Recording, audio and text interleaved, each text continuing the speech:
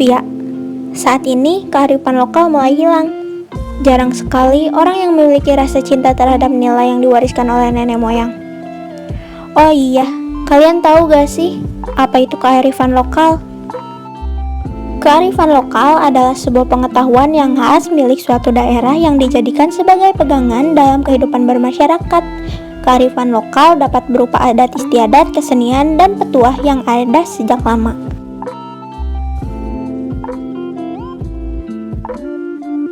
Di era globalisasi seperti ini, perkembangan suatu negara dapat dikatakan sudah mengalami kemajuan. Akibat dari pengaruh globalisasi, banyak budaya yang sedikit demi sedikit hilang, contohnya seperti tari tradisional. Sebagai penari, aku cukup kecewa dengan adanya pengaruh budaya luar yang membuat kebudayaan lokal memudar. Pengaruh budaya ini banyak generasi muda yang memilih budaya barat daripada budaya tradisional. Pola pikir mereka, budaya barat akan lebih populer sehingga kesadaran mereka dalam melestarikan budaya tradisional menurun.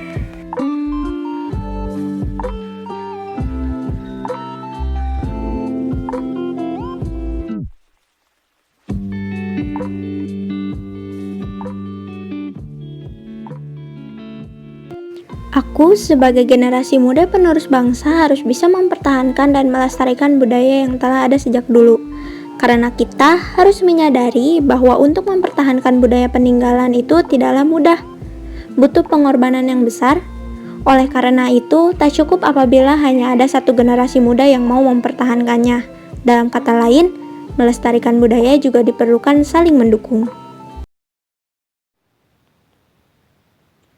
Seiring dengan perkembangan zaman, pendidikan saat ini justru dimudahkan dengan adanya teknologi.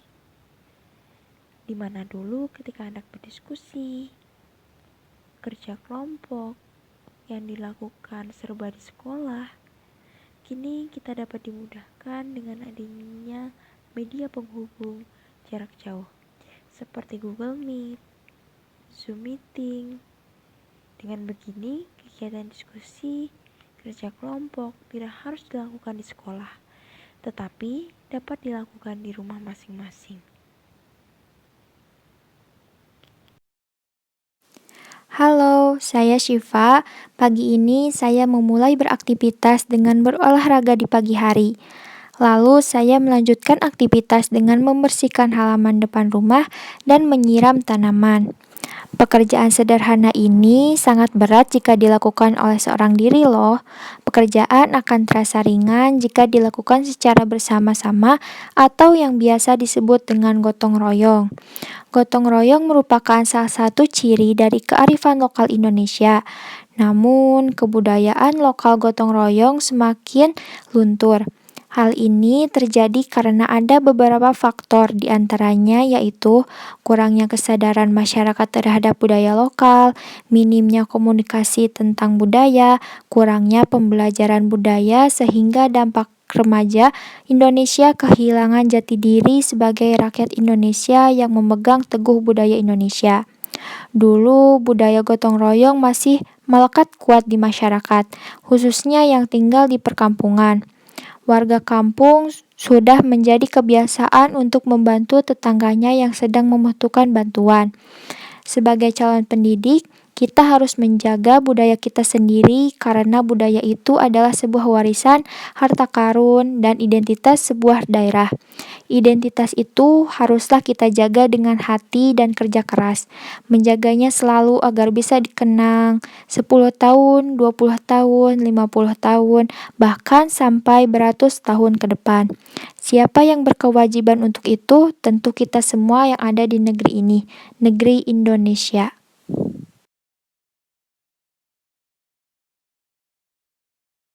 Aku masih ingat pada saat kita sibuk dengan tugas sekolah yang tiap hari bermunculan, kita sering mengerjakannya bersama-sama. Sembari kita mengerjakan tugas, kita asik mengobrol sampai jajan-jajan kecil untuk mengisi perut yang kelaparan sesaat pulang sekolah. Rasa kebersamaan mulai muncul karena kita sering mengerjakan tugas bareng di salah satu rumah teman kita yang membuat kita menjadi lebih akrab satu sama lain. Saat itu, smartphone masih belum ramai digunakan oleh setiap siswa karena harganya yang terbilang mahal, yang membuat kita menggunakan buku dan ingatan kita pada saat di kelas dalam mengerjakan tugasnya. Tempat pun menjadi salah satu faktor penting dalam keefektifan mengerjakan tugas. Kita sering mengerjakan tugas di rumah teman karena memiliki rasa nyaman dan tidak memikirkan gengsi. Namun saat ini semuanya berubah. Kita lebih mementingkan sebuah gengsi daripada keefektifan pada saat mengerjakan tugas. Terbilang jarang kita mengerjakan tugas di rumah teman. Sekarang lebih sering mencari sebuah kafe untuk mengerjakan tugas. Memang pada saat ini kafe-kafe sangat mudah ditemukan. Tetapi kita harus mengeluarkan budget yang lebih hanya untuk mengerjakan tugas. Ditambah suasana tempat yang kurang mendukung untuk mengerjakan tugas karena terlalu ramai. Konsentrasi dalam mengerjakan tugasnya akan lebih mudah terganggu karena suasana tempat yang berisik.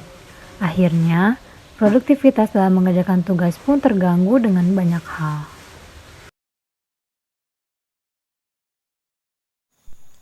Tantangan yang dihadapi anak pada masa saat ini sangat berbeda pada masa sebelumnya. Dunia pendidikan, khususnya seorang guru, dituntut untuk menyesuaikan diri dengan perkembangan zaman. Saat ini, guru sedang menghadapi generasi milenial atau generasi digital yang ditandai dengan adanya fenomena baru. Perubahan peradaban, termasuk di bidang teknologi, mesti disikapi dengan tepat oleh seorang guru. Strategi pembelajaran di dunia pendidikan juga harus disesuaikan. Hakikat pedagogik berdasarkan kearifan lokal. Kearifan lokal merupakan sebuah sistem dalam suatu tatanan kehidupan masyarakat lokal, baik sosial, politik, ekonomi, dan budaya, yang bersifat dinamis, berkelanjutan, dalam berbentuk seperangkat aturan, pengetahuan, keterampilan, serta nilai dan etika, yang mengatur tatanan sosial komunitas yang terus hidup dan berkembang dari generasi ke generasi. Baik, di sini saya akan menjelaskan tujuan pedagogik berbasis kearifan lokal. Yang pertama, menciptakan manusia yang berbudi dan berbudaya sesuai dengan nilai luhur yang ada pada bangsa Indonesia serta nilai masing-masing daerah yang ada di Indonesia. Contohnya seperti di sekolah, guru-guru mewajibkan anak-anaknya setiap hari Rabu menggunakan kebaya untuk perempuan dan pangsi untuk laki-laki. Hal itu contohnya budaya tersebut berasal dari daerah Jawa Barat. Nah, tujuan yang kedua itu adalah sebagai teknik pemecahan sosial yang terdapat dalam kehidupan sehari-hari yang berbasis turun-temurun yang diwariskan oleh orang yang terlebih dahulu atau nenek moyang. Dan yang ketiga, menjaga nilai luhur dan mencegah konflik sosial dalam kehidupan sehari-hari. Baik, sekian yang bisa saya sampaikan. Terima kasih. Implementasi pedagogik berbasis kearifan lokal pun dibagi menjadi 4. Yang pertama, tahapan inventarisasi keunggulan lokal. Yang kedua, tahap analisis kesiapan satuan pendidikan. Yang ketiga, tahap penentuan tema dan jenis keunggulan lokal. Dan yang keempat, tahap implementasi lapangan.